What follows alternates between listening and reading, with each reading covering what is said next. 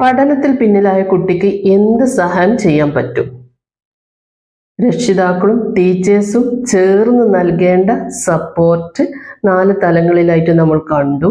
First one awareness and identification, second one emotional support.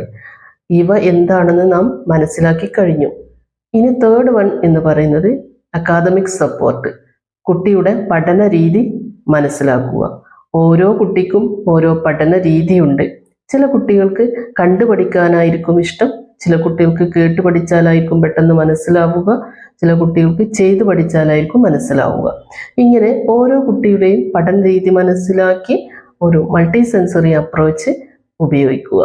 പിന്നീട് IEP എഴുതുക.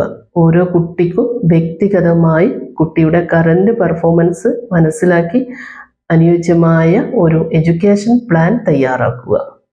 Fourth one എന്ന് പറയുന്നത് എൻവയോൺമെന്റൽ സപ്പോർട്ട്, അതായത് കുട്ടിക്ക് വീട്ടിലും സ്കൂളിലും പഠിക്കാൻ അനുയോജ്യമായ ശാന്തമായ അന്തരീക്ഷം സൃഷ്ടിക്കുക.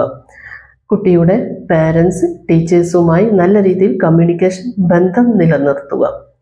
കുട്ടിക്ക് ആവശ്യമായ സഹായം സ്കൂൾ തലത്തിൽ, അതായത് school support group, parent network എന്നീ സംഘടനകളുടെ സഹായം ഉറപ്പുവരുത്തുക.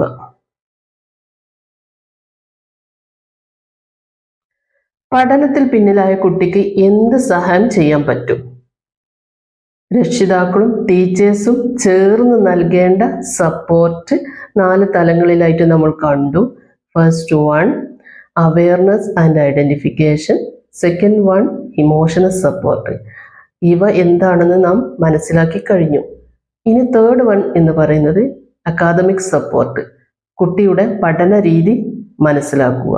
ഓരോ കുട്ടിക്കും ഓരോ പഠന രീതിയുണ്ട്. ചില കുട്ടികൾക്ക് കണ്ടുപഠിക്കാനായിരിക്കും ഇഷ്ടം, ചില കുട്ടികൾക്ക് കേട്ട് പഠിച്ചാലായിരിക്കും പെട്ടെന്ന് മനസ്സിലാവുക, ചില കുട്ടികൾക്ക് ചെയ്തു പഠിച്ചാലായിരിക്കും മനസ്സിലാവുക. ഇങ്ങനെ ഓരോ കുട്ടിയുടെയും പഠന രീതി മനസ്സിലാക്കി ഒരു മൾട്ടി സെൻസറി അപ്രോച്ച് ഉപയോഗിക്കുക. പിന്നീട് IEP എഴുതുക. ഓരോ കുട്ടിക്കും വ്യക്തിഗതമായി കുട്ടിയുടെ കറന്റ് പെർഫോമൻസ് മനസ്സിലാക്കി അനുയോജ്യമായ ഒരു എഡ്യൂക്കേഷൻ പ്ലാൻ തയ്യാറാക്കുക. ഫോർത്ത് വൺ എന്ന് പറയുന്നത് എൻവയോൺമെന്റൽ സപ്പോർട്ട്, അതായത് കുട്ടിക്ക് വീട്ടിലും സ്കൂളിലും പഠിക്കാൻ അനുയോജ്യമായ ശാന്തമായ അന്തരീക്ഷം സൃഷ്ടിക്കുക. കുട്ടിയുടെ പാരൻസ് ടീച്ചേഴ്സുമായി നല്ല രീതിയിൽ കമ്മ്യൂണിക്കേഷൻ ബന്ധം നിലനിർത്തുക. കുട്ടിക്ക് ആവശ്യമായ സഹായം സ്കൂൾ തലത്തിൽ, അതായത് school support group, parent network എന്നീ സംഘടനകളുടെ സഹായം ഉറപ്പുവരുത്തുക.